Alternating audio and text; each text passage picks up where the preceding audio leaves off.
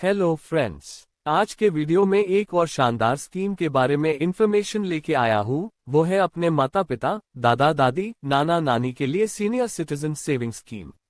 अगर कोई senior citizen इस वीडियो को देख रहे हैं तो प्लीज मुझे आपका आशीर्वाद दीजिए, मेरे चैनल को जल्दी से सब्सक्राइब और लाइक करके। बाकी के लोग भी जल्दी से सब्सक्राइब करो। तो शुरू करते हैं आज का वीडियो।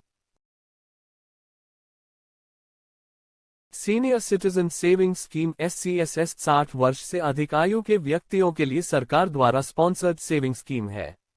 भारत सरकार ने 2004 में इस योजना की शुरुआत सीनियर सिटीजन को उनकी रिटायरमेंट के बाद उनके इनकम का एक स्थिर और सुरक्षित स्रोत प्रदान करने के उद्देश्य से की थी।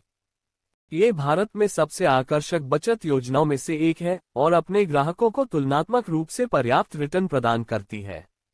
इसके अलावा यह एक सरकार समर्थित योजना है और इसलिए पूंजी हानि का जोखिम बिल्कुल शून्य है। आप किसी भी बैंक या पोस्ट ऑफिस में SCSS अकाउंट खोल सकते हैं। अब देखते हैं इस स्कीम का लाभ कौन ले सकते हैं। ऐसे व्यक्ति जिनके आयु 60 वर्ष या उससे अधिक होनी चाहिए, या वह 55 वर्ष की आयु से ऊपर होना चाहिए लेकिन 60 वर्ष से कम होना चाहिए, जो सुपरएन्युएशन या VRS नियमों के तहत रिटायर हुआ हो।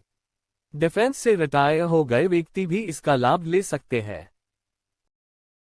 यहाँ ध्यान देने वाली बात है कि जो व्यक्ति सुपरएन्युएशन पर या VRS नियमों के अनुसार रिटायर हुए हैं, उन्हें रिटायरमेंट बेनिफिट्स प्राप्त करने के 1 महीने के भीतर खाता खोलना होगा।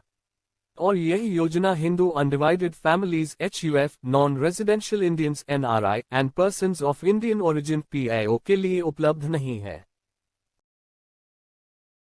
अब देखते हैं सीनियर सिटीजन सेविंग स्कीम की कुछ विशेषताएं। पहला है quarterly revision of interest rates, यानी इस योजना के तहत दी जाने वाली ब्याज दर हर तिमाही यानी क्वार्टरली में संशोधित की जाती है, इसलिए हर 3 महीनों में इंटरेस्ट रेट बदलते रहेंगे। मार्केट सेंसेक्स रेट या इन्फ्लेशन के कारण ये रेट बदलते रहेंगे। दूसरा विशेष बात है इसकी फिक्स्ड इनकम। निवेश के समय जो इंटरेस्ट रेट लगी है वही रेट से आपको मैच्योरिटी होने तक मिलती रहेगी और बीच में कोई क्वार्टर में रेट चेंज से भी प्रभावित नहीं होती है। इस स्कीम में आपको कम से कम 1000 रुपये जमा करना होगा अकाउंट ओपन करते समय। और इसी समय जो रिटायरमेंट बेनिफिट्स मिले हैं या 15 लाख रुपए, इन दोनों में जो भी कम हो उतना अमाउंट आपको इस अकाउंट में जमा करना होगा। सीनियर सिटीजन सेविंग स्कीम 5 साल के लिए होता है, लेकिन अगर आप साल बढ़ाना चाहते हो तो 5 साल पूरे होने पर आप और 3 साल तक बढ़ा सकते हो। उसके बाद अगर आप फिर से साल बढ़ाना चाहते हो तो आपको फॉर्म नंबर भी भर के देना पड़ेगा। उसके बाद दोबारा नहीं बढ़ा सकते हैं। लेकिन आप जब ही SSCS का साल बढ़ाओगे तो इस बात का ध्यान रखें कि कौन से डेट को आपका डिपॉजिट एक्सटेंड होगा, इसी क्वार्टर का रेट ऑफ इंटरेस्ट लगेगा आपके इस डिपॉजिट पे। उदाहरण के लिए मान लीजिए मिस्टर ए ने अप्रैल 2012 में SCSS के तहत 7 लाख रुपए जमा किए, जब ब्याज दर 9.30% थी। हालांकि जब उन्होंने अप्रैल 2017 में इस योजना को बढ़ाया तो ब्याज दर 7.40% थी, तो मिस्टर ए को डिपॉजिट बढ़ने पर 7.40% से ही इंटरेस्ट मिलेगा। अगर कोई व्यक्ति समय से पहले ये पैसे निकालना चाहते हैं तो पहले साल वो नहीं निकाल सकते हैं। दूसरे साल निकालना चाहते हैं तो 1.50% पेनल्टी कट होके मिलेगा।